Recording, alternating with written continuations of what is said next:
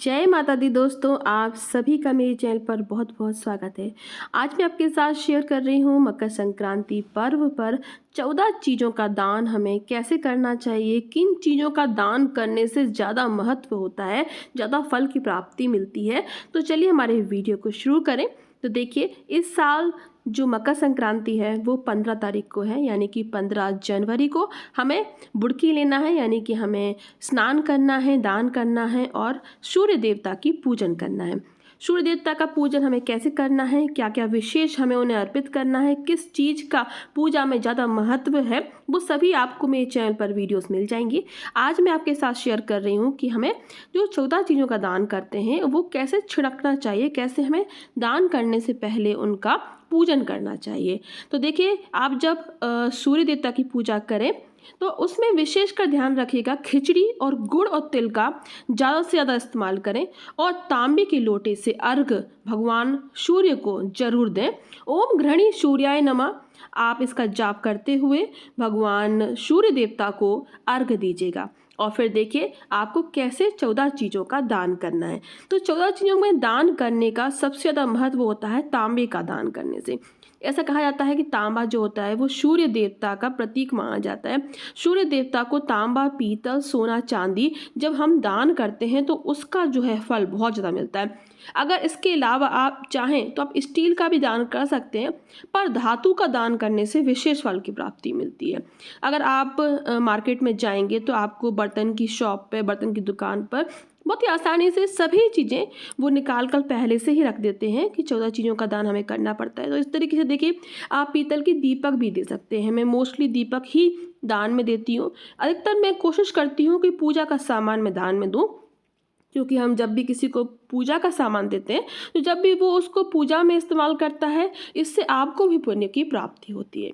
इस तरीके से आप कुछ भी दान में दे सकते हैं। टिफ़िन होते हैं, लोटे होते हैं, दिए होते हैं, आप टिफ़िन छोटे छोटे से स्टील के टिफ़िन होते हैं वो भी दे सकते हैं। चौखटे होते हैं जो कि हल्दी, चंदन, चावल रखने के आते हैं, वो भी दे सकते हैं। यूज़फुल चीज़ें आप दान में दें और हो सके तो 14 चीज़ों का दान करें। उसके बाद एक चीज़ उसमें से अपने लिए भी, स्वयं खुद के लिए भी जरूर बचा के रखें।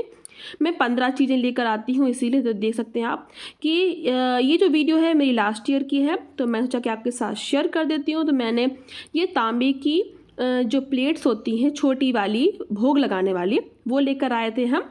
तो ये जो एक है मुझे पड़ी थी 70 या 80 रुपए की एक पड़ी थी। तो अगर आप जाएंगे मार्केट में तो आपको आसानी से ये मिल जाएगी। इससे इसके साथ में बहुत सारी चीज़ें भी मिल सकती हैं, जो भी आप चाहें आप ले सकते हैं।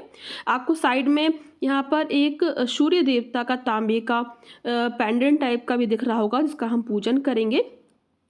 इसके साथ साथ आपको यहाँ 14 चीज़ों का दान करना है, मतलब 14 चीज़ों को कुछ ना कुछ इसमें रख के दान किया जाता है। मतलब हमारे यहाँ कहा जाता है खाली हम लोग कोई भी चीज़ दान में नहीं देते। जैसे बड़े बड़े डोंगे भी देने हैं आपको, बर्तन देने हैं, कटोरे देने हैं, तब भी आप उनमें थोड़ी सी खिचड़ी और गुड़ के लड्डू जो होते हैं, तिल गुड़ के लड्डू, और कुछ ना कुछ दक्षिणा रख कर दान में दिए जाते हैं। तो हम मेरे यहाँ पर आपको दिख रहा होगा ये पूरी 14 नहीं है, कुछ कम पड़ रही थी, तो मैंने यहाँ पर पीतल वाली दिख रहा होगा 3 मैंने पीतल की प्लेट्स भी रखी हैं। तो 3 पीतल की प्लेट्स भी रख देंगे हम। और फिर यहाँ पर उसमें मैंने यहाँ तिल और गुड़ के 2-2 लड्डू रखे हैं। थोड़ी थोड़ी खिचड़ी रखेंगे, दक्षिणा रखेंगे। अगर आपका जो पात्र है बड़ा है तो ज़्यादा भर के भी आप दे सकते हैं, अपने सामर्थ्य के अनुसार आप दीजिएगा, पर खाली मत दीजिएगा। और इसके बाद आपको सभी चीज़ें रखने के बाद इसमें आचमन करना है, यानी कि आपको मिनसना है। अपने हाथ में जल लेकर थोड़ा सा आप मिनस सकते हैं। आपको इसमें थोड़ा सा फल भी रखना है। जैसे मैं यहाँ बेर रख रही हूँ, अगर आपका बड़ा पात्र तो अमरूद रख सकते हैं, सेब रख सकते हैं, केला रख सकते हैं। क्योंकि ऐसा कहा जाता है दान करने से हमेशा हमें अच्छे फल की प्राप्ति होती है। एक हाथ से आप दान करते हैं तो दूसरे हाथ को पता नहीं होना चाहिए, इस तरीके से दान करते हैं। बहुत ज़्यादा आपको प्रचार प्रसार नहीं करना चाहिए दान का। तो इस तरीके से आपको दान करना है। और आप दान किसको करें, देखिए, आप पंडित को दान कर सकते हैं, अपने मानदान को दान कर सकते हैं, आस पड़ोस में किसी भी सुहागन स्त्री को दान कर सकते हैं, गरीब इंसान हो कोई जिनको ज़रूरत है उनको भी आप दान में दे सकते हैं। आप किसी को भी दान में दे सकते हैं। बस 14 लोगों को, अलग अलग 14 लोगों को आपको ये दान में देना है। बहुत अच्छा दान माना जाता है 14, क्योंकि जो मकर संक्रांति है वो 14 अंक का प्रतीक होती है। और इस तरीके से आपको थोड़ी थोड़ी इसमें दक्षिणा भी रखना है। और पूजन करने के बाद आपको ये दान निकालना है।